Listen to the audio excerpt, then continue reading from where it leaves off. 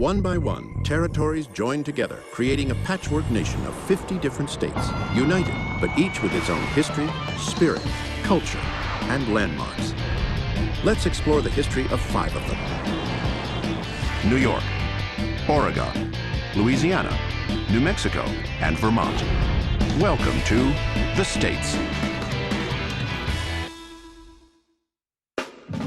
This state was the site of America's first public brewery, the location of its oldest cattle ranch, and the home of the man who wrote The Wizard of Oz. Think it's Kansas? Think again. Greetings from New York. Of the original 13 colonies, it was the 11th to ratify the U.S. Constitution, and it did so on July 26, 1788. With 19.3 million residents, it ranks 3rd in population. Even though the state legislature meets in Albany, it's impossible to begin any discussion about New York, the state, without starting here, New York, the city. A city so grand, it's actually made up of 5 counties called boroughs. Well, New York is really a series of islands, and the only part of New York City that's on the mainland of the United States is what's now known as the Bronx. And so it's really 5 counties. In America, mostly cities are within counties. But in New York City, it's the reverse. There are 5 counties that are within the city. New York has 8.5 million, 9 million people. And it proves conclusively that nature's finest sight is a crowded street. Everybody's in a mission to do their thing. They don't want to be sidetracked, right? I mean, you can see 1 million people a day, but only speak to 2. Living in these crowds is a pleasant experience. New Yorkers are, without a doubt, the most mannerly people I've ever seen, anybody's ever seen. In New York, you are both alone, but yet very surrounded. In New York, you can be anything you want, at any time you want. You are a New Yorker. And you've got one other thing, the chance to make it, to do something. You come here for yourself, you come here to make it.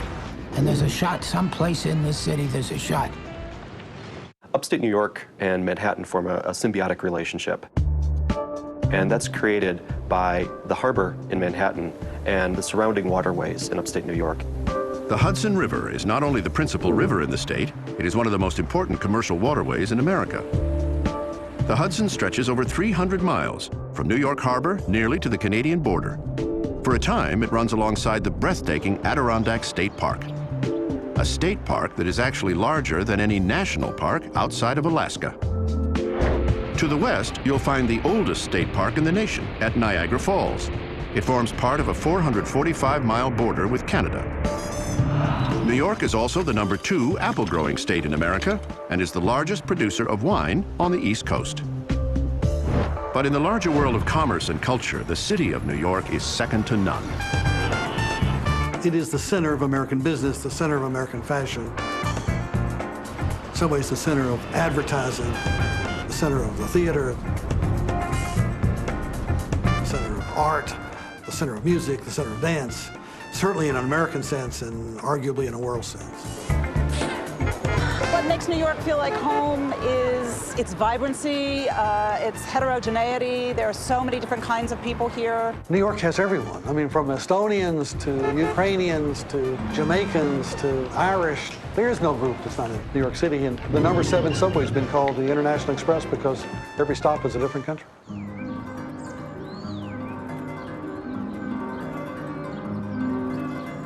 Bien, երկնտեղտես ես նյամն ասնდა. Me gusta Nueva York porque aquí está todo.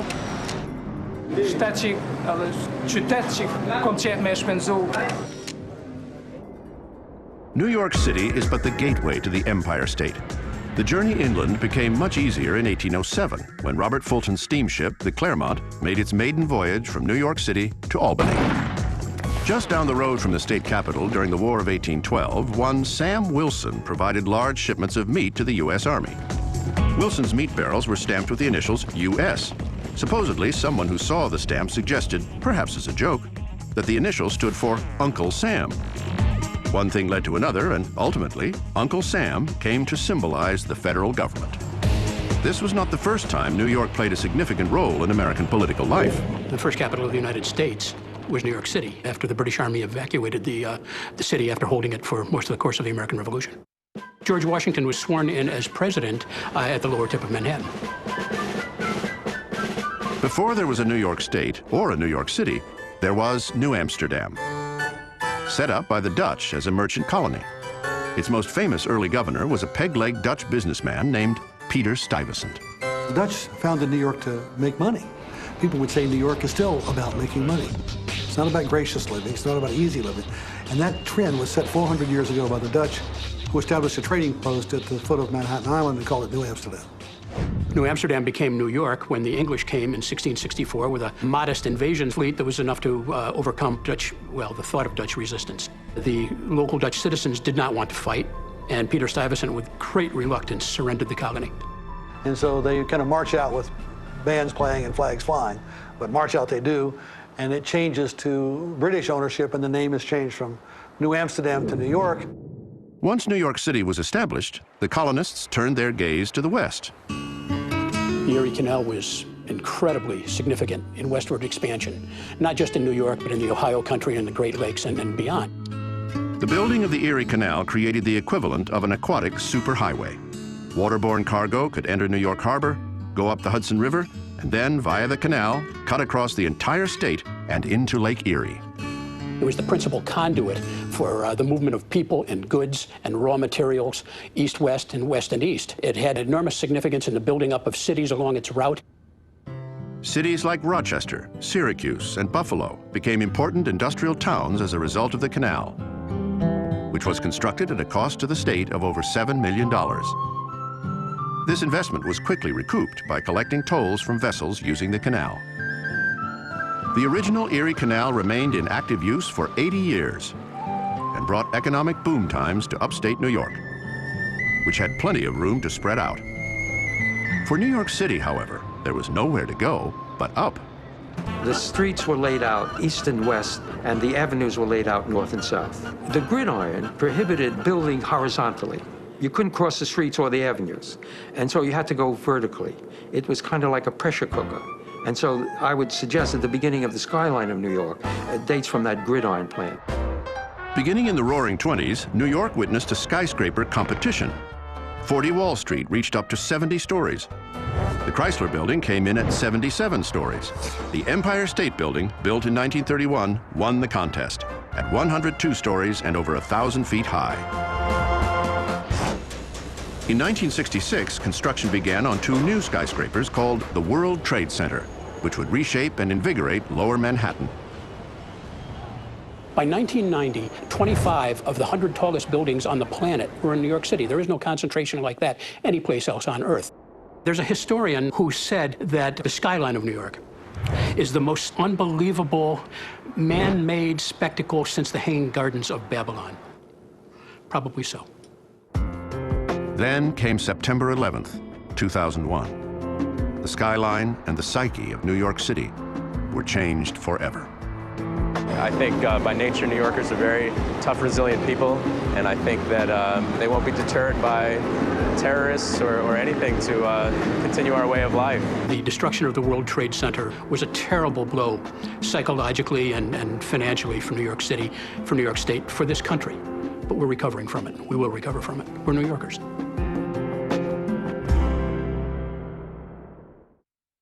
After Pearl Harbor, and all during World War II, every state in the Union was on high alert for another attack on the homeland. While LA and San Francisco seemed the most likely targets, the only place in the lower 48 to actually be bombed by a Japanese aircraft was this state. Greetings from Oregon, the 33rd state, admitted to the Union on Valentine's Day, 1859. With 3.7 million residents, it ranks 27th in population. People who live in Oregon are called Oregonians. Oregon, by the way, I have to say, is not pronounced Oregon. It didn't go anywhere. There is not an E on the end of it. It's Oregon. A former governor of Oregon, Tom McCall, once said, "Come visit us again and again, but for heaven's sake, don't come here to live." PR faux pas? Maybe. But it's also the kind of straight talk and progressive thinking that has made Oregon distinctive for many years. This is a place that people feel that they can control their destiny if they work at it, and that volunteerism and public engagement in politics and political activism and social activism is the norm here rather than the exception. There are very, very, very staunch conservative Republicans in Oregon, and they're the most extremely left liberals you can imagine are in Oregon, and they all coexist in this great state full of ideas and debate as a result? Yeah, I think most Oregonians are independent. They're very free thinkers, and they're not afraid to say what they think and tell you where they're at. Oregon is so progressive because otherwise no one would know who we were. They would have no idea where Oregon is. They think California goes right into Washington. Oregon certainly put itself on the map in 1997 when it became the first state to legalize physician-assisted suicide, a decision no other state has made. There's, I think, a deep distrust of any state or government telling Oregonians what they can do on a level of personal liberty. On the other hand, Oregonians do have a law telling people they can't pump their own gas, but it's for a good reason. If we start pumping our own gas, we're putting a lot of people out of work. The irony here is that many Oregonians will almost always choose their bikes over their cars. There's some mornings, some people joke about how the Hawthorne Bridge sometimes seems like the scene out of Vietnam. There's so many people on bikes going in and out from work every day. Oregonians do enjoy the great outdoors, from the tall, dense forests in the western part of the state to the less familiar terrain of prairies and deserts that cover approximately half the state on the eastern side. 5 of our nation's 53 active volcanoes sit within Oregon's boundaries. Crater Lake, the deepest lake in the country and the 7th deepest in the world, was formed in the remains of an ancient volcano more than 7,700 years ago. It's one of the first places where tourists drove out into the quote-unquote wilderness to see a spectacle like Crater Lake. Oregon's wild salmon industry is one of the largest in the world. I fillet all the way from 500 to maybe 9 to 1,000 pounds a day. The state's rivers are rich in history as well. In 1805, these waterways brought Lewis and Clark to coastal Oregon. They landed in what is now Astoria, a town of about 10,000 at the mouth of the Columbia River. It is the oldest American settlement west of the Rockies. 40 years after the Lewis and Clark expedition, thousands of settlers began making the journey west on the treacherous Oregon Trail, so named as it ended in the Oregon Territory. A common misperception about the Great Migration is that hostile Native Americans were the #1 problem for the pioneers. What we know from statistics, and historians have gone back and looked at this very closely, that most deaths along the Oregon Trail were caused by either drownings or accidental shootings. I mean, just think about it. Oregon is made up of people who followed the Oregon Trail to the very end. who didn't stop somewhere along the way, but kept going. These are very fierce people. 100 years later, Oregon was the only mainland state that was attacked during World War II by a piloted Japanese aircraft. On September 9th, 1942, Nobuo Fujita, a pilot in the Japanese Imperial Navy, was on an I-25 Japanese submarine off the coast of Oregon. The sub surfaced, and Fujita climbed into a seaplane that was mounted on the deck of the sub and armed with small incendiary bombs. The idea was that they would drop these on the forests of Oregon, and they would ignite the forests of Oregon and maybe the entire Pacific Northwest and would destroy this valuable resource. Fujita flew southeast over the Oregon coast and dropped his bombs on Mount Emily, 10 miles northeast of the town of Brookings. Didn't succeed in igniting the forest, but it certainly had a psychological impact on Oregonians and nationwide. Is this just the tip of the iceberg? Is this the beginning of a mainland invasion by the entire Navy? Very uncertain what this is representing. Fujita himself survived the war to become a successful businessman in Japan. And so in 1962, Fujita came back to Oregon and visited the site of where he had flown his plane. And it was this interesting gesture of peace between the United States and Japan, and for the most part, local Oregonians embraced Fujita. The town of Brookings played another significant role in Oregon's history. It was one of several major lumber-producing towns in a state that is still the nation's leader in timber production. But this productivity came at a price. In its pre-computerized heyday, roughly 1850 to 1950, logging was such a dangerous profession that it inspired its own colorful terminology. They had barber chair, which is a tree that splits in half as it's being cut and comes back and gets the individuals. And there's also widowmakers, which are the limbs that come out of the tree that can come down and hit somebody.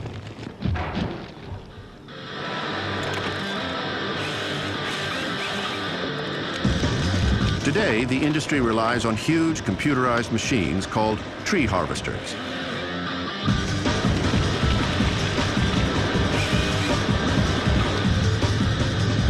Now, one person can do the work that an entire crew of a dozen men did years ago. There are machines that do everything. It takes one man to cut the tree and put it into segments for the mills, and it's all done by computer and a hydraulic machine. And they do that, takes the tree down, and probably processes in less than a minute. Oregon will never be accused of being a state full of workaholics, as there are just too many other things to do besides making money. Just ask any Oregonian. You can be snowboarding right first thing in the morning, get down to the river and windsurf for the afternoon, get in your car, drive here to the coast, and you're surfing the sunset. In Oregon, people believe that you should preserve the greatness, the beauty of its nature for future generations. There is a kind of sense that it's not me, but everyone. There was a time when every state in the Union celebrated the 8th of January as a major national holiday, second only to the 4th of July. Today, that holiday is recognized in only one state, the state where the Battle of New Orleans took place in 1815. Greetings from Louisiana. On April 30th, 1812, it became the 18th state to join the Union. With 4.3 million residents, Louisiana ranks 25th in population. We're a festival state. Crawfish, cotton, watermelon, chipmunk, pecan, peach. We got them all, man. We are a celebratory state. We love our celebrations. You ever been there? You ever looked out over those rivers at night and stuff? Golly, man, how can you not fall in love with that? In Louisiana, it's the river, the river, and the river. We wouldn't be here if it wasn't the river. We wouldn't have the history that we have except for the river. It really is the alpha and omega of everything we do, everything we're about, everything we've enjoyed, everything we suffered. It's the central feature of Louisiana history. About 40% of all the coastal wetland environments in the U.S. are found in Louisiana. But nearly 30 square miles of these low-lying marshy expanses are being lost to coastal erosion every year. Still, it's a lot of water, which means a lot of bridges. Louisiana has more than any other state. The Lake Pontchartrain Causeway, at nearly 24 miles, is the longest water bridge in the world. Louisiana is the only state that calls its subdivisions parishes rather than counties, a vestige of the old Catholic parishes that existed during French and Spanish rule.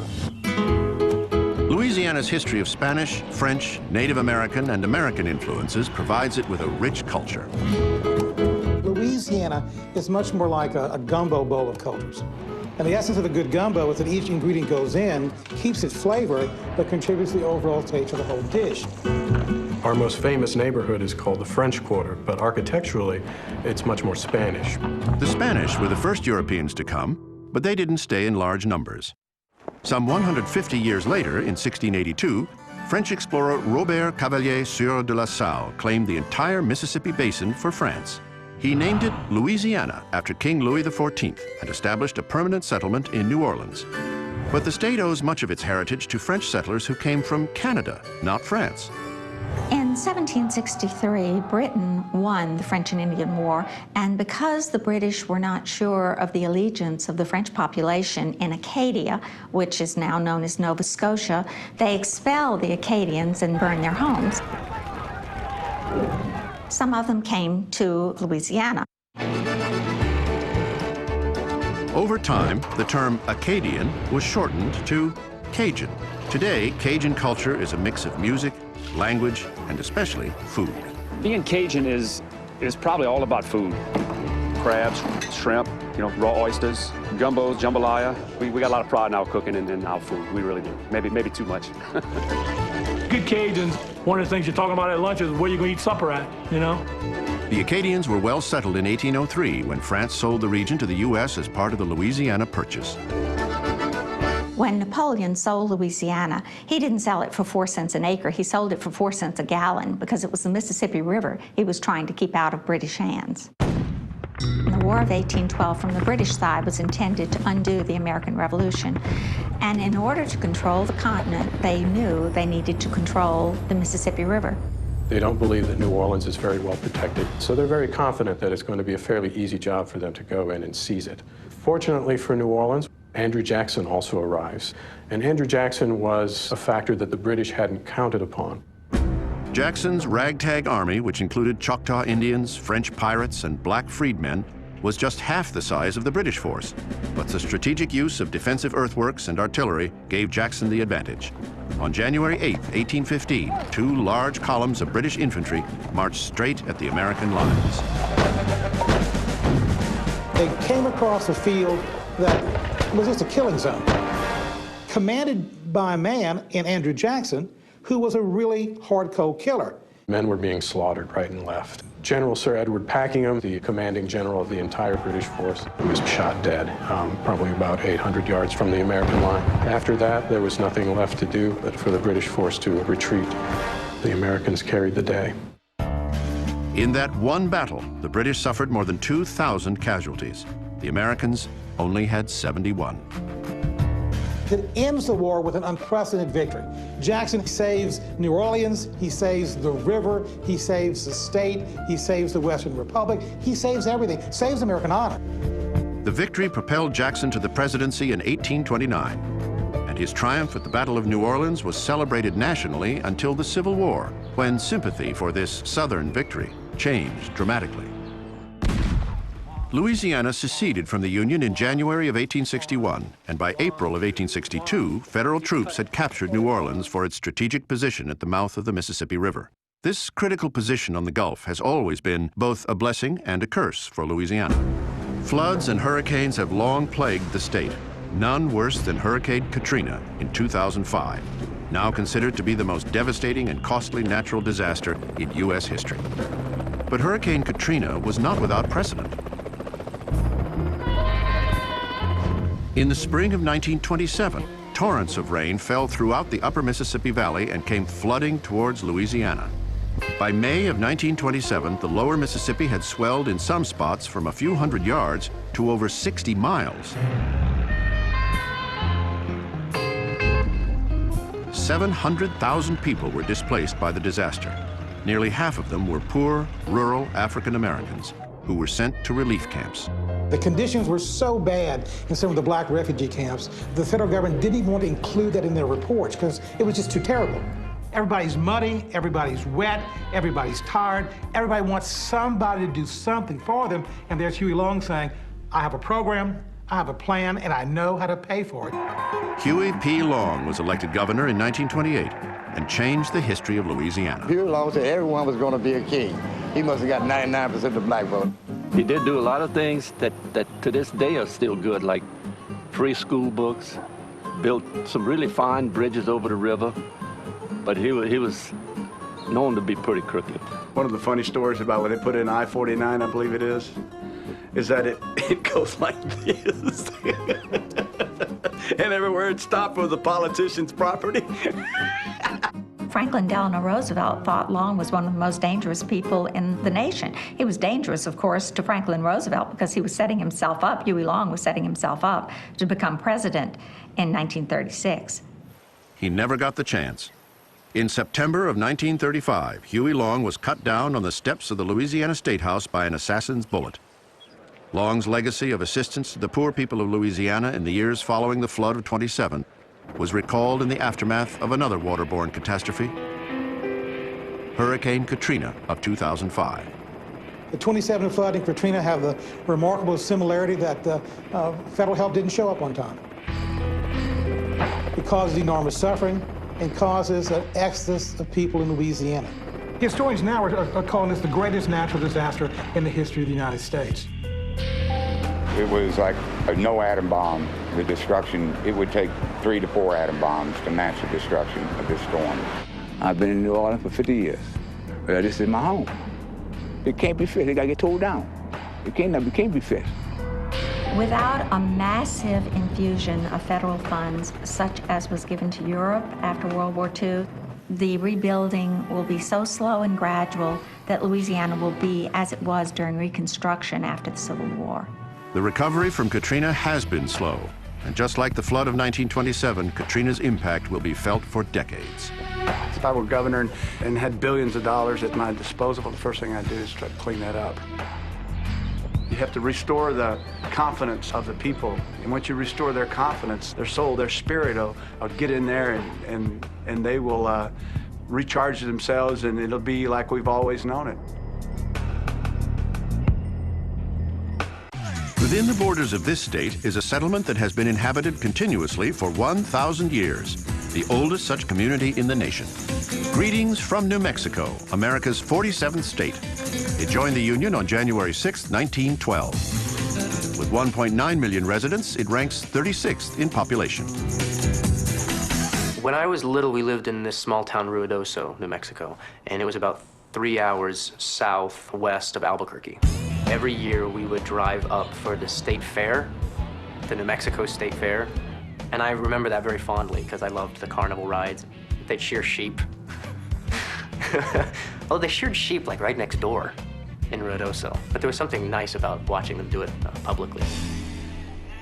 New Mexico has more sheep and cattle than people, but it also boasts more PhDs per capita than any other state. This makes it the perfect spot for Sir Richard Branson's Virgin Galactic Space Travel Company, which is building a $200 million spaceport in southern New Mexico. Their plan is to launch a suborbital space liner in a few years. But New Mexico's association with outer space is nothing new. On July 8, 1947, the United States Air Force issued a press release stating that debris from a crashed flying saucer had been recovered near the New Mexico town of Roswell.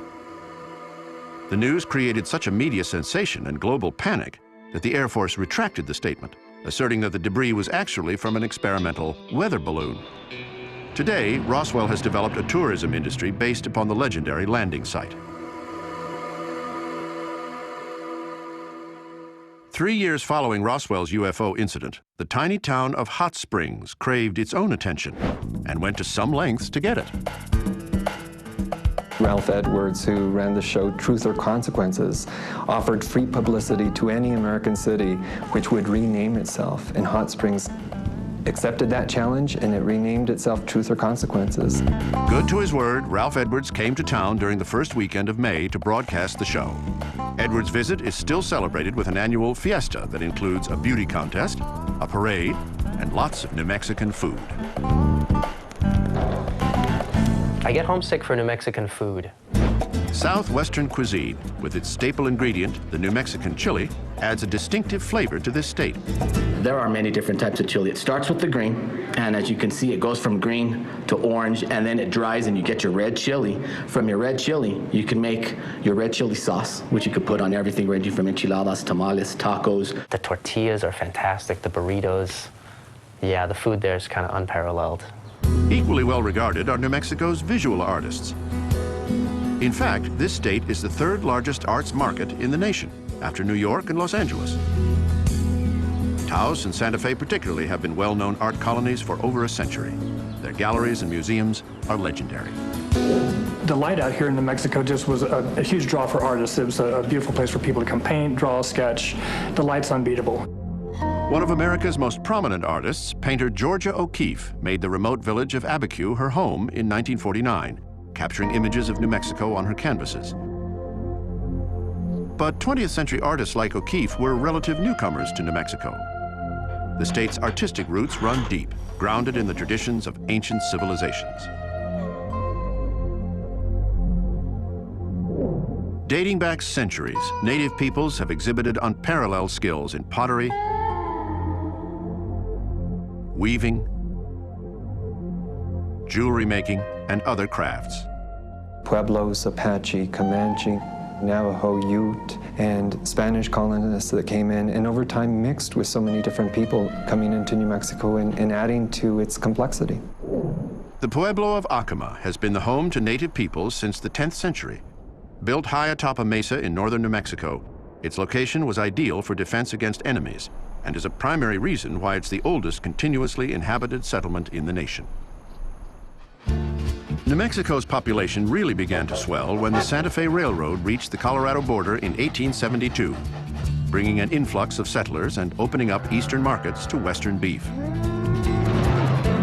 Competing cattle barons hired professional gunslingers who turned New Mexico into the Wild West. One of the most notorious of these hired guns was Henry William McCarty, AKA Billy the Kid. He had run away from home at the age of 15 into Arizona, in which he got into a knife fight and killed his first man. He fled the law back into New Mexico. This was a kid with what we might call street smarts. Billy led a fast and furious life, filled with gambling, rustling, and killing. Though his exploits made him infamous, Billy did endear himself to some. He ends up befriending a lot of the Mexican population who are bringing him into the community. He spoke Spanish fluently. He had girlfriends up and down southeastern New Mexico. He hid out with them and their families.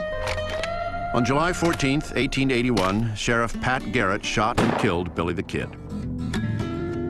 The book Garrett wrote about this event actually brought Billy national fame that continues today, over 120 years after his death.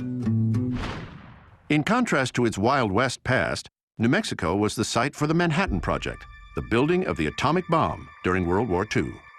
Robert Oppenheimer, the Manhattan Project director, knew of a remote place called the Los Alamos Ranch School because he had a ranch in the nearby Sangre de Cristo Mountains. The U.S. government used the site to consolidate numerous nuclear research efforts going on around the country. Within an extraordinary 27 months, from when the project began in April 1943 through to the development of the explosion of the first atomic device, it was this incredible mix of European and American scientists, the most brilliant scientists in the world, who had to do this extraordinary physics in a very short period of time. On July 16, 1945, the Trinity test marked the first detonation of a nuclear weapon. The test was called Trinity because 3 bombs were built. The second bomb was dropped on Hiroshima, the third on Nagasaki. For Los Alamos, it began with the Manhattan Project, but it zooms forward to today, where we're doing advanced research in space sciences, in energy. We're working hard to try to do something about the threat of terrorism, especially biological, chemical, and nuclear weapons here in the United States. If you hear any explosions in Santa Fe, just south of Los Alamos, don't be alarmed. The people of this old town love to celebrate their history. One way they do it is with a giant flaming marionette called Zozobra, or Old Man Gloom. Every fall, a festival commemorates the Spanish quelling of an Indian Pueblo uprising in 1712. Residents build a 50-foot boogeyman puppet and stuff it with divorce papers, bad report cards, and eviction notices, representing all the negative things that the people experience during the year. Zozobra is made of 4 distinct components. His head is independent from the body, therefore he can move and he can look. There are shoulders, there's a belly, and there's the arms. He's huge, like 60 feet. There's fire dancers, and then fireworks everywhere, and everyone yells, "Burn him!" and "Que viva la fiesta!"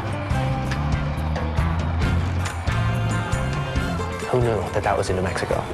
People don't think of the historical parts of it or all of the amazing recreational things that you can do there. New Mexico rules.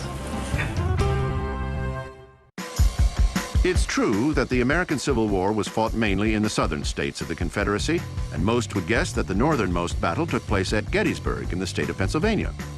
Guess again. Greetings from Vermont, the first state to join the original 13. It entered the fledgling Union on March 14, 1791. With 600,000 residents, it ranks 49th in population. I was raised up on a mountain, and it was just surrounded by trees on all sides. And it was just amazing, and every season was just spectacular, from winter to spring to summer and then fall, and everyone comes in for fall foliage.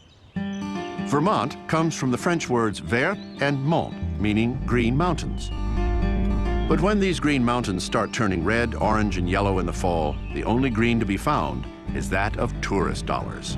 We have a tendency to refer to those who come to visit us as flatlanders, the people who come in the autumn to see the best foliage in the world, leaf peepers.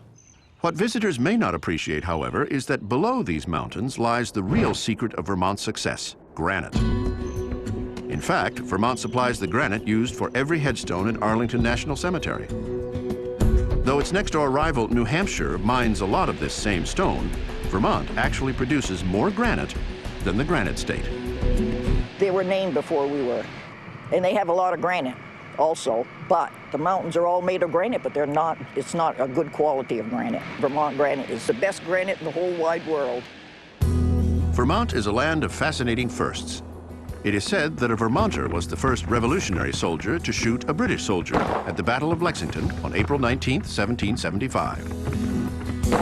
The state was also home to the first cast steel plow, the first incarnation of a postage stamp, and the very first patent. U.S. Patent Number 1 was issued to Vermont resident Samuel Hopkins in 1790 for compounds used to make soap and fertilizer. The patent was signed by George Washington himself. If that wasn't enough, in 1777, Vermont ratified the first state constitution to outlaw slavery and also to abolish the requirement that voters must be property owners. Vermont is justly famous for being the #1 state for making maple syrup, and lots of it. The state produces more than 460,000 gallons of the stuff every year, 1/3 of all the maple syrup made in America. And then in Belmont, Vermont, my dad has a maple syrup brewery where we produce just premium, world-class, tasteful maple syrup. Vermonters have been making syrup since colonial days. And everything about the state seems steeped in colonial history. Perhaps surprisingly, it also played a crucial role in the Civil War. Nearly 30,000 Vermonters volunteered right away to serve with the Union Army. But on October 19, 1864, while they were away fighting, St. Albans, Vermont became the site of the northernmost battle of the war. Confederate raiders under a man named Bennett Young from Kentucky come down out of Canada, and on the 19th of October in early afternoon, suddenly they appear on the main streets and enter St. Albans' 3 banks, which were full of money that day because there'd just been a big sale of horses. Young rounded up all the residents and held them at gunpoint, declaring that St. Albans was now in the possession of the Confederate States of America. Now, their intent is not only robbery. Also, they want to burn St. Albans to the ground. They have some grenades in their possession. Very fortunately for the Vermonters, it had been raining for several days before the raid, and when they throw their grenades, they fizzle. They make off with 208,000 Yankee dollars and head back for Canada. But as soon as the Confederates crossed the Canadian border, they were arrested by the Canadian authorities and forced to return the money. Despite Vermont's brush with the Civil War and its fame for its maple syrup, people today are more likely to associate the state with ice cream. Chunky Monkey, Cherry Garcia, chocolate chip cookie dough, dastardly mash. Ben and I had each saved $4,000 to start out. We went to a local bank, they gave us another $4,000, so we started with $12,000 back in 1978. Aloha macadamia, butter pecan. Found an old gas station that we renovated ourselves. Caramel Sutra. Ethan almond. It turns out Ben really can't taste very well, and he wanted a lot of texture contrast and texture variation, so we started putting cookies and candies and a lot of chunks. Ben & Jerry's was an immediate artistic success. People loved the ice cream. We had no idea what we were doing in terms of a business, but we had a lot of happy customers. Well, California has surfing, some great surfways, but Vermont sure does got the good snow. Burton Snowboards was founded in 1977, Stratton, Vermont, near where I grew up. And snowboarding Vermont just led me to do it and really strive with it and put a lot of passion into it. And thank you, Vermont. Appreciate it.